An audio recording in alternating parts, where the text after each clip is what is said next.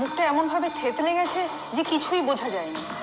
দেখো দেবিকা, আমার যেটা মনে হচ্ছে মেয়েটাকে শিউলিবাটি উদ্যানে মার্ডার করার জন্যই আনা হয়েছিল, না হলে বডিটা ওরা ওখানে ফেলে যাবে কেন? আর স্যার, আমার চেহারা দেখে কি মনে হয়েছে বলুন তো? যে বয়স 22-23-এর বেশি হবে না।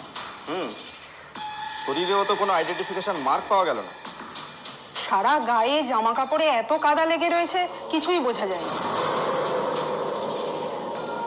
দেখো, আমার মনে হচ্ছে পুরনো কোনো আক্রোশ থেকে এটা ঘটতে পারে, না হলে এত নৃশংসভাবে কেউ মারে? স্যার, আমার কি মনে হয় বলুন তো? বাড়ির লোক ইনভলভ রয়েছে। হতেই পারে, কিন্তু আমরা এই কেসটায় যতক্ষণ না ইনভলভ হচ্ছি, এই কেসটায় কারা কারা ইনভলভ আছে সেটা কিন্তু বোঝা ভীষণ মুশকিল।